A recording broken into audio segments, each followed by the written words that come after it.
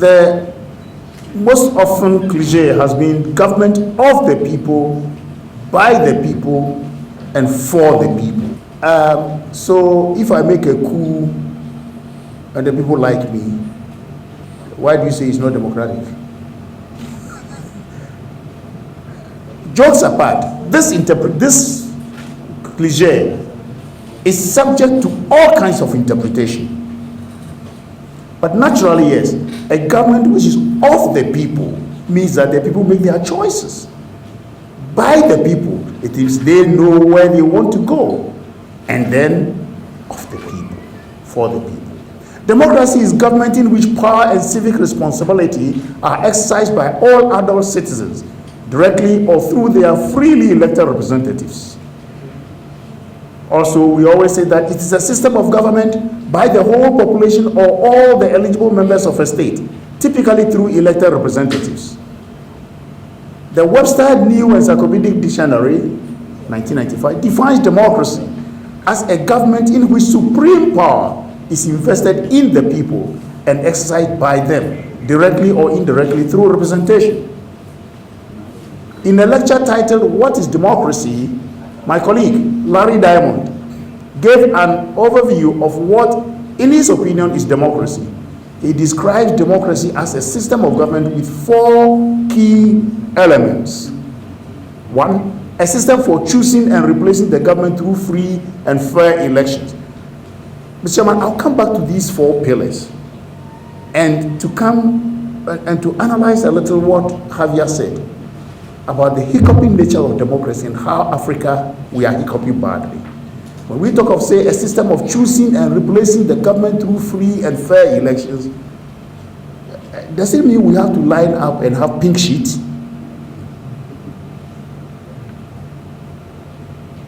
Yahya Jammeh introduced the use of pebbles as the ballot. You come, you pick one pebble, go and put it in the bin. And everyone said that's not democracy. But he said a system of choosing. So he has declared a system of choice.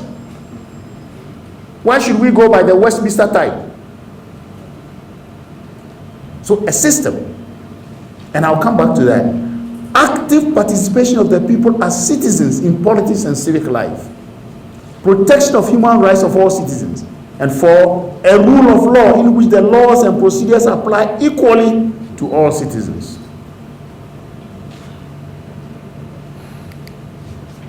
So democracy for the people. Does the ballot represent democracy? Because often what we want to see is that there are specific posts.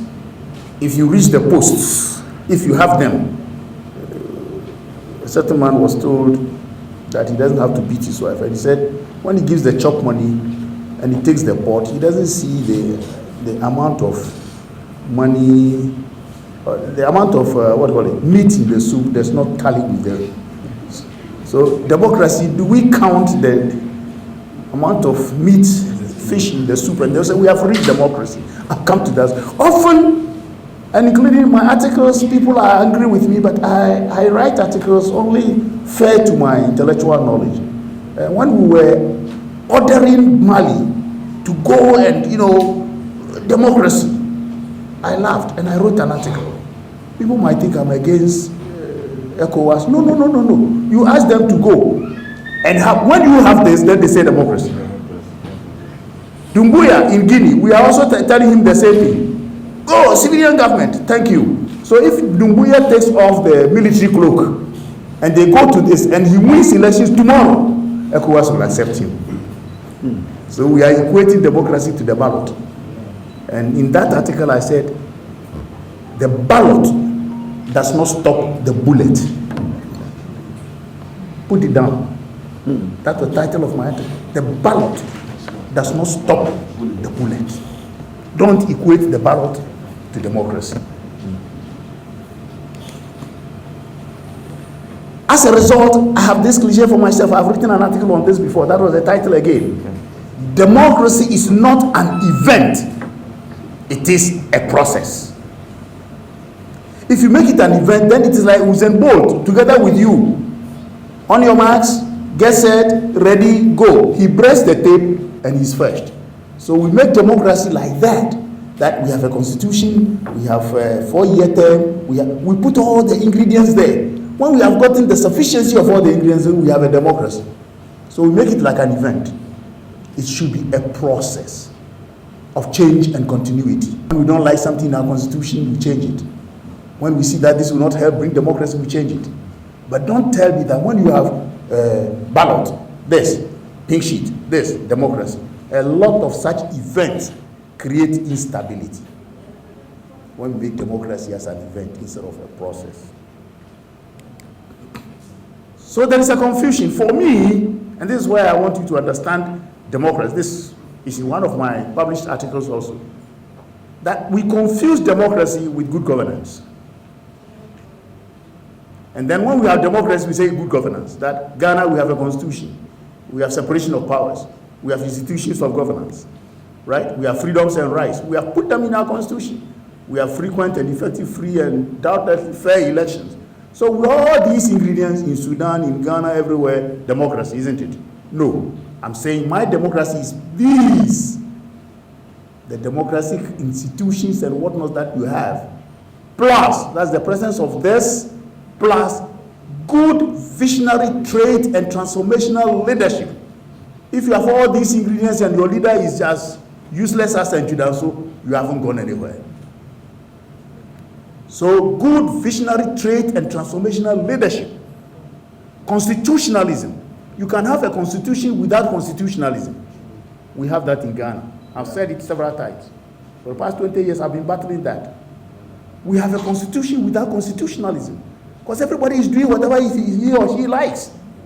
Indiscipline. How can you have a constitution that's indiscipline? Somebody is missing, the police must act, and somebody is insulting the head of state. The head of state is not a policeman. So if you know constitutionalism, you will obey the constitution all the time. Institutionalism, institutions of state are always bettered under the hypnosis of the governor. Every government, NDC or MPP, they want institutions of state to be under the armpit. So the institutions are not free. Before they act, they would like to look at their shoulder and ask, Master, can I do it? That's not democracy. I'll give you several examples. In my own country, some people will be annoyed, but you know me, I like when you are annoyed, you are more beautiful. My friend Chachuchikata was arrested on a Sunday when he was going to church. He has done something before President Kufuor came to power. Well, the BNI, we hadn't changed the director of BNI, or they are the same people who are there. Then I asked myself, when Chechu, if he has done something, when he was in power and he was stealing or whatever they say he had done under the NDC, how did the BNI change quickly as an institution when Kufuor came to power? That's not institutionalism. Institutions work irrespective of who is ruling. Fast forward. The government changed hands. He was traveling to US with a wife at the airport. This one was Sunday at the church, and this one is at the airport. The same BNI who couldn't arrest Chachu when NDC was in power, but arrested Chachu when NPP was in power, couldn't arrest Samawati when NPP was in power. Now they were arresting Samawati when NDC came back to power. This is not institutionalism. Fast forward. Nana Akufo-Addo's car was seized by a policeman who had been ordered by Victor Smith. You know these stories. I mean, as a researcher, I put these things down because it brings instability. And then they said it was part of the MPP cars, so it was seized. Unfortunately, it was Nana Akufo-Addo's car. When eventually Atamil said, give the car back to him immediately, we had steps coming out to say the car was uncustomed. Oh, all along the car was being used. You didn't know it was uncustomed. As soon as the government changed hands, then you know the car was uncustomed. What was customs doing? I have 1 million examples of how institutions behave because they come under the ambit of the one who is ruling.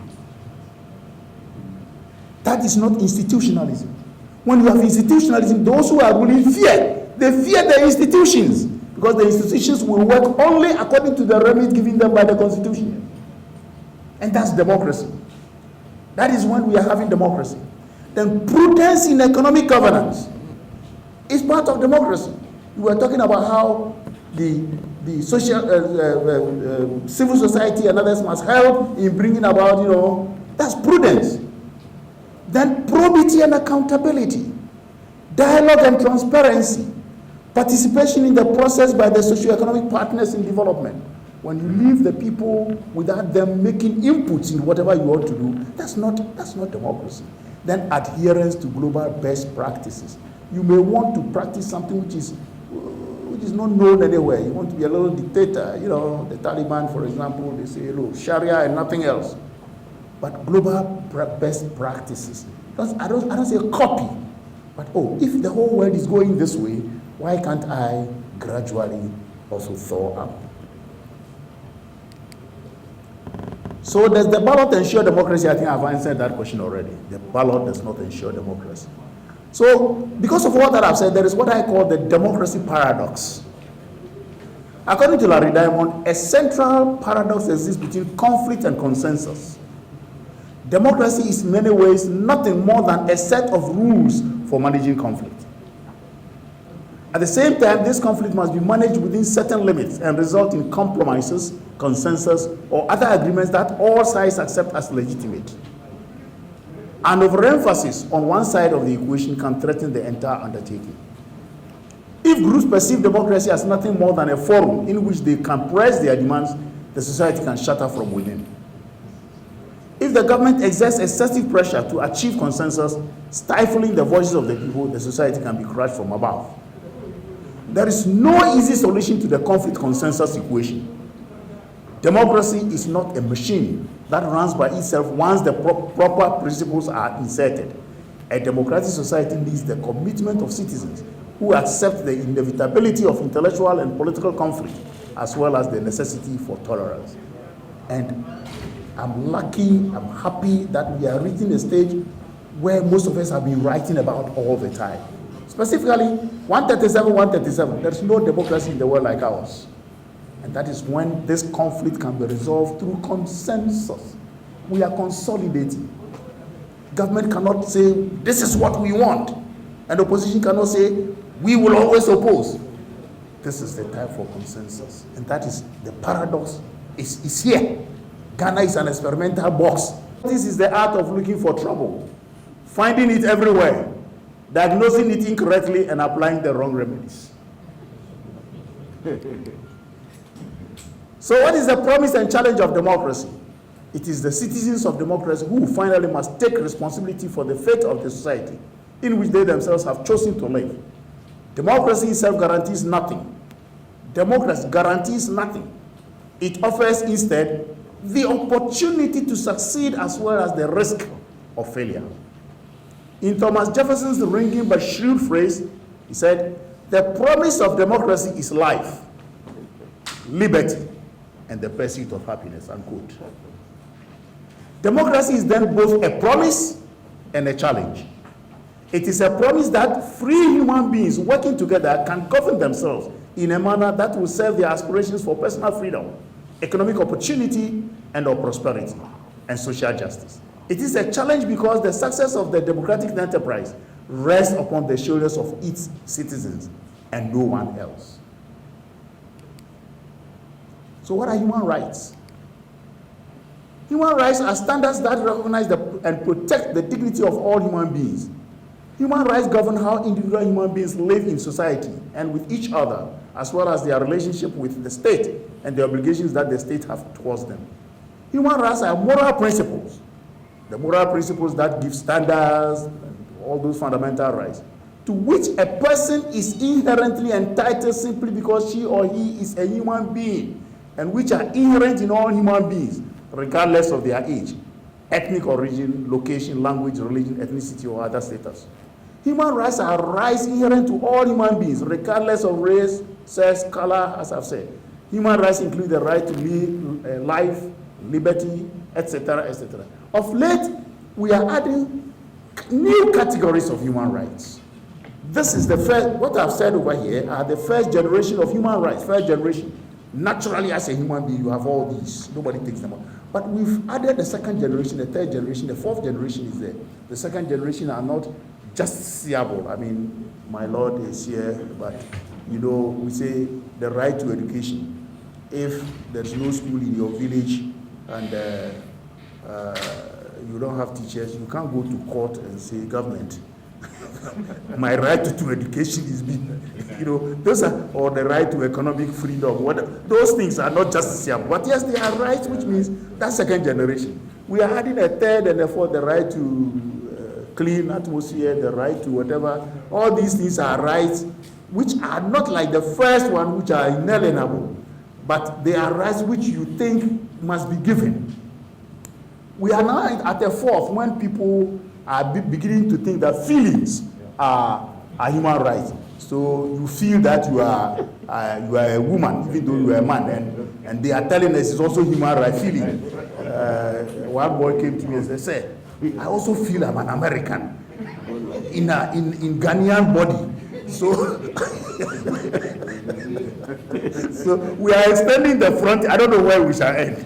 We are extending the frontiers of human rights. Of course, people know my take on those latter human rights, which I think feelings cannot be made human rights. You feel like that, keep your feeling. For me, it is sickness which should be. It's like when you have malaria, you feel like you want even to die.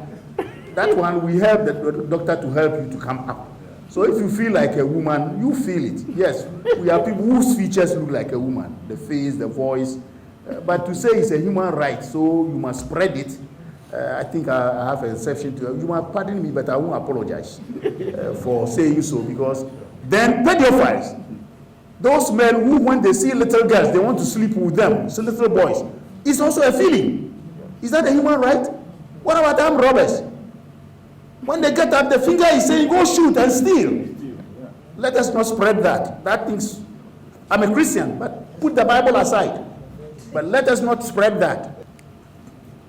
World peace, is it a myth or reality?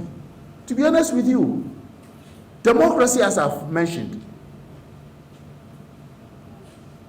is pivoted on constitutionalism and institutionalism.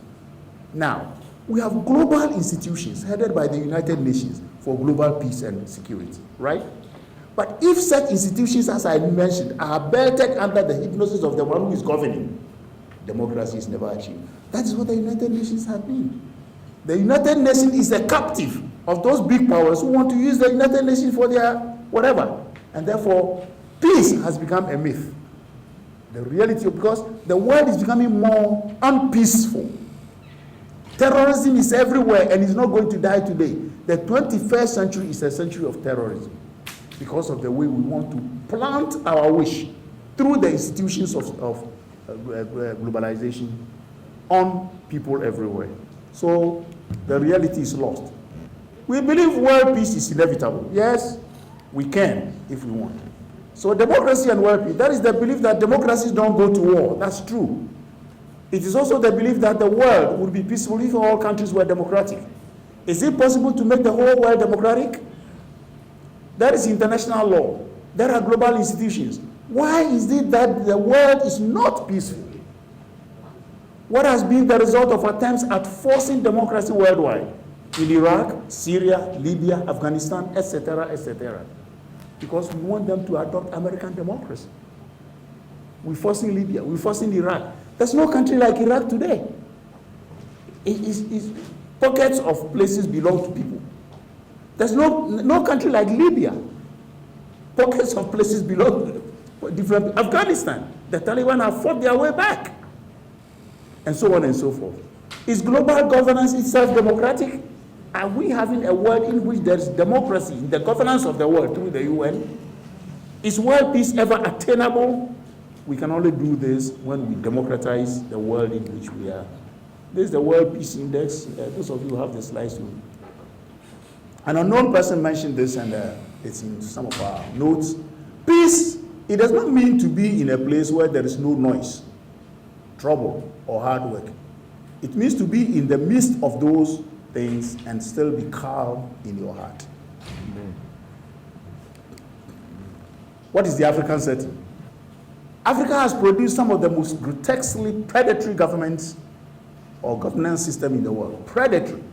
Seriously predatory. Alternatively, democracy in Africa is the enjoyment of the sweet African cake. You see the cake? I gave you a nice cake.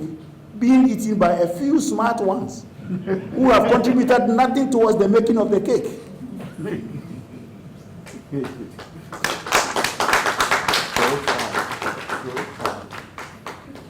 Or, alternatively, it is when we make the poor feed us and we become fat. Well, so our democracy is two wolves and a sheep voting on what's for dinner. But they give us the liberty, say you have the right. So we arm ourselves. See, the poor lamb, he is for dinner, whether you like it or not. But his liberty is that he... Come again? That's what I'm saying. I said his liberty is that he's been allowed to well arm himself. But he has the gun. But these people have gotten their... He is the one for dinner. So our democracy is that the poor people, we arm them with freedoms, you can shout, you can do this thing, but they are for the dinner. In any case, what is the role of the state? What is the actors and the role of society? We must set the agenda. Agenda setting is the biggest role of the state actors and the set the agenda for the crystallization and consolidation of democracy. We must ensure democratic culture. Democratic culture. Everybody believes in democracy. When we are able to let the citizens understand democracy and they are participating in democracy, then we've done our way. And that is why they have tolerance and they practice democracy in their own system. So, to ensure the consolidation of democracy, state actors and especially civil society must set the agenda for democratic culture.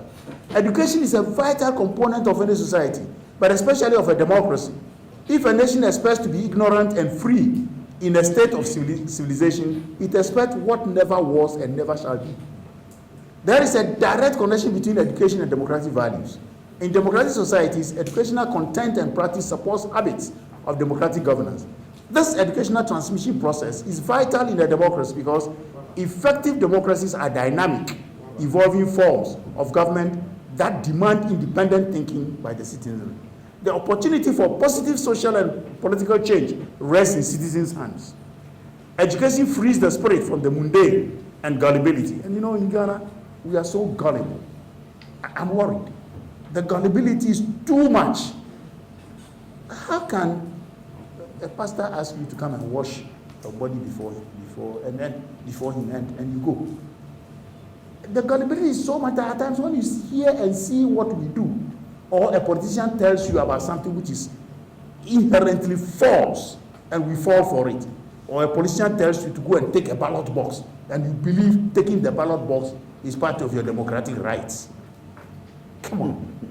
The gullibility is too much.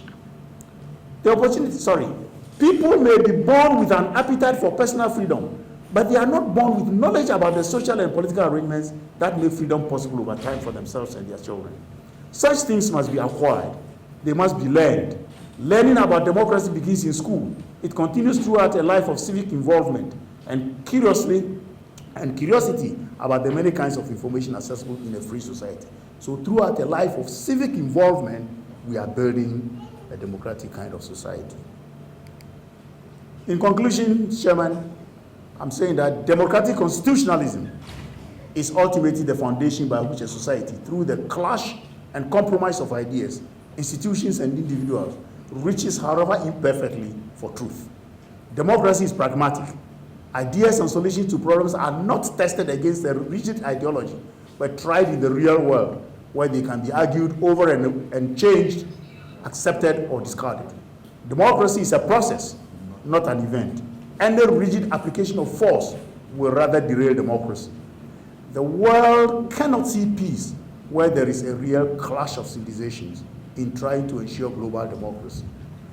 By clash of civilizations, I mean the imposition of values on countries that are not ready for acceptance. The basic principle of democracy may be universal, but try to universalize the practice of democracy will always stand condemned by socio-historical and cultural relativities and or specificities. In the main, democracy depends on constitutionalism and institutionalism. It is clear that democracy is badly hiccuping everywhere. State actors and civil society must first have an understanding of the essence of democracy and democratic governance. They must set the agenda for incepting a democratic culture. It is the only way to consolidate democracy. And if the politicians don't understand, don't clap yet. If the politicians don't understand, you must send them back to school. Send them, all of them back to school. Thank you very much. Well done.